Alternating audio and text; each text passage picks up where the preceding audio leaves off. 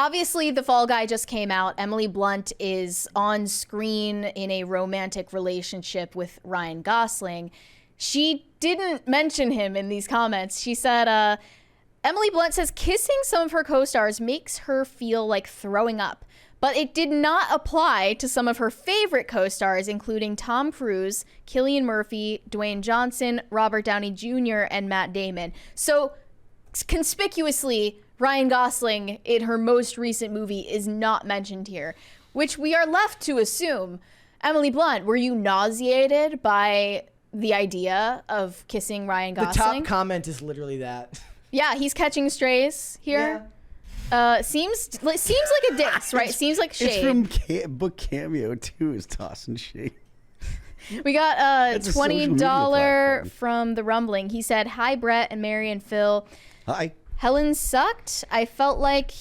Oh, did he say Helen? But he meant Kellen. Kellen sucked. I felt like he tricked me into watching a gay prawn. When is the girls going to show up? But instead it was, when are you going to show the cute? It was cringe after cringe after cringe. Oh, there was like no cute of the day. You only showed cringe. There's got to be a balance, my friend. Yin and yang. Well, we love Kellen and we thank Kellen for helping us out. We really like we really appreciate it. It is very, very difficult for us to go and do other things related to the show when this show has to happen every single day. So without the help from Kellen and everybody who took time out of their day to come and guest on the show, we wouldn't be able to go do that. So we thank him and we thank all of those. I'm sorry it did not fit your taste. And another 100 from Just 'Cause I'm Free. He said 3 years too late. Also, wasn't CNN the one that went after Joe Rogan hard after he had the coof? Also, didn't Chris call for people to get the jab and people who took the medicine or who didn't get the jab to die? He's dumb and people shouldn't stop shunning him. I mean, we're not going to get heavy into the right wingers are just so nice that they're not going to shun him. Do you remember the video? So Joe Rogan posted the video and then CNN reposted the video and like changed the color to make him look green and sick. No. Do you remember that? Yes, I do. Yeah. Wait, what? So Joe Rogan did a video. Oh, no, I do remember this. Remember, they put that filter over it. As people always say, no matter how much you hate journalists, you do not hate journalists nearly enough. Mm-hmm. And then another 20 from Alfred LaRock. He said, I'm glad Cuomo has the platform to out himself and his cronies. Mary saw the LA premiere pics, loved the Southeast Asian Megyn Kelly cosplay, tweeted her best interview outfits to you and Phil. I don't know what MCCGA means, but I don't remember. I feel like we heard it the other day, but thank you. Thank you. Thank you so much. And stay tuned for that. It's going to be a lot of fun.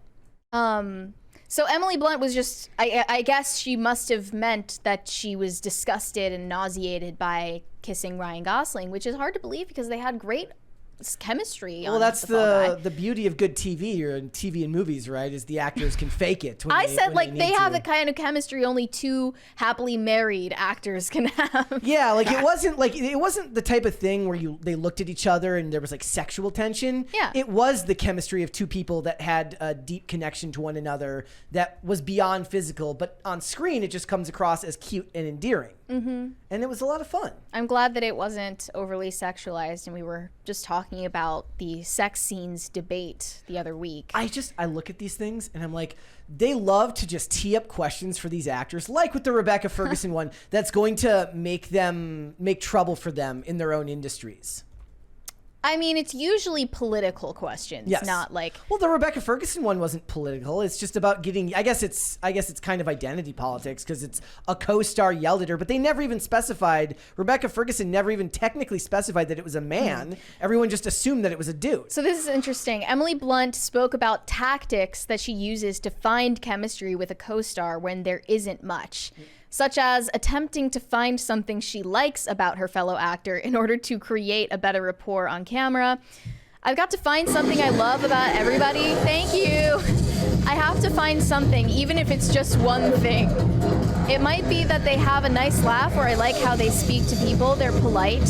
Something random, but find something you love about that person or something you love about them as the character and then lean into that. Despite her attempts to spark chemistry between her and her romantic counterparts' characters, Blunt said that some moments on set have been downright gross. Howard Stern asked her, have you wanted to throw up? And she said, absolutely. I wouldn't say it's sort of extreme loathing, but I've definitely not enjoyed some of it. That's your job, unfortunately. That's your job. But Howard Stern had to tee up that moment for her. I mean, this is why that's why extensive chemistry tests tend to be done for a lot of these things, right? Because they need to make sure that these two people can pull off something believable on screen. And that's not always going to work, depending on how much of that they do. I did see this thing the other day. First of all, I want to say that I'm bummed that Fall Guy isn't doing well at the box office. It's weird. I really do believe that in an age where everyone talks about wanting something different, the idea of the romantic action comedy is a great kind of new subgenre that can get a lot of attention if it's done right. Like I said, that movie was at Lost City or whatever with Sandra Bullock and I always forget the name of it. I think it's Lost City. But it made like $150 million and it was good and people liked it. And I'd say it was good. I didn't, whatever. But the point is like that's a genre that doesn't get a lot of play because the average comedy, you know, it's just not going to make a lot at the box office. So they're going to go straight to streaming. And I like the idea of doing the big budget action movie, but most of the time now they're bloated in budget. So this movie cost like $160 million to make, which I still think was probably too much. I mean, if Barbie cost $100 million. I mean, if Oppenheimer cost $100 million, right? Yeah. Like, I mean, it's stunt heavy, but a lot of people also said that the movie could have been shorter, which might have cut down on the runtime. I didn't personally think that was necessary. Think it was too long. But Ryan Gosling also recently was talking about how he's not taking psychologically like dark roles anymore because it's not appropriate for his family to watch it. And right? Yeah, he doesn't want it to cause problems at home, whether it's because the role puts him in a dark place and might affect his home life. I think that's refreshing to read as well, but poor every other actor that Emily Blunt has ever had to be romantically involved with on camera. Now they're like, no, my breath's fine. Wasn't me. Tom Cruise knows it wasn't him. Oh, yeah. That's fine. That's perfectly fine.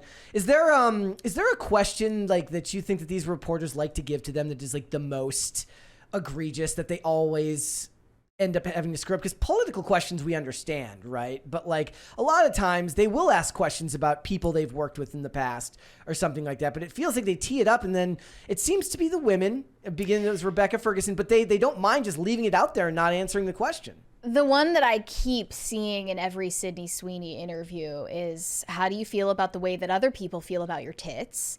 And how do you feel about abortion? Those two questions keep recurring in every Sydney Sweeney interview. And I know the abortion one is because she's in this movie Immaculate and she's like, you know, this nun that gets pregnant in this, she's a virgin nun and she gets pregnant and it's like this demonic baby or whatever. And they're like, is this a metaphor for Roe v. Wade?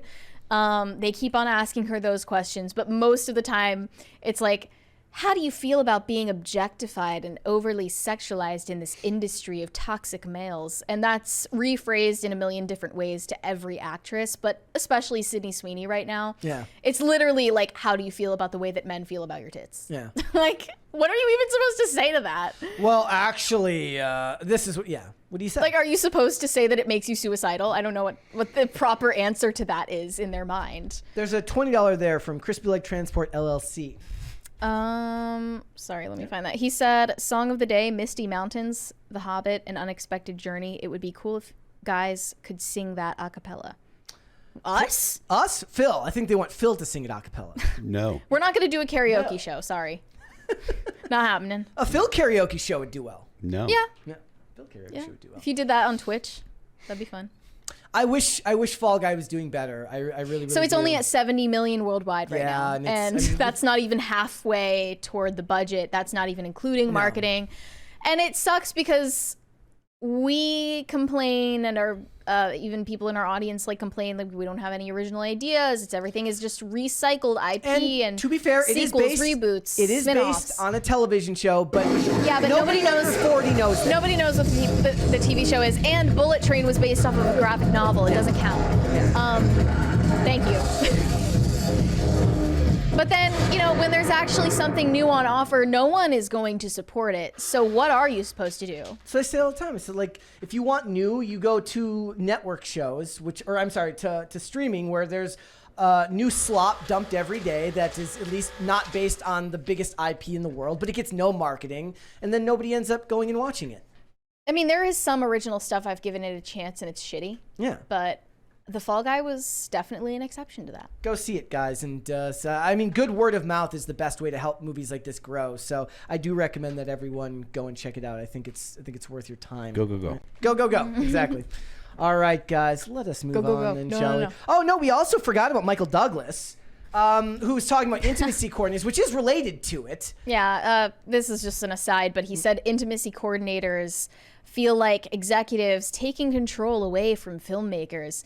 You take responsibility as a man and make sure the woman is comfortable. I mean, most of the stories you hear about this now are like, who was it recently that we were just talking about that was, Victoria Justice, saying that her co-star, well, they had to shoot a sex scene on the first day of shooting, that he at least made her feel very comfortable and it was very easy to do, but having to do it on the first day was the hard part, right? Well, the intimacy coordinator, shouldn't they be in part of the process of being like, maybe we shouldn't film this on the first day? As I said when we discussed that, the way that she was speaking about it made it seem like she is just uncomfortable with doing sex scenes, period, as most people are and most actors are.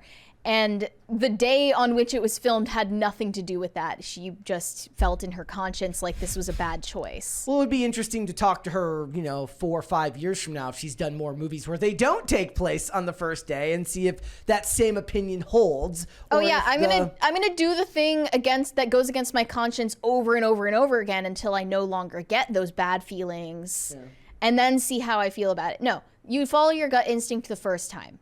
That's obviously what should be done. Thanks for watching. Listen to full episodes of Pop Culture Crisis on Spotify. Keep up with us on social media and make sure you subscribe and ring that bell so you never miss the show. Bye, guys.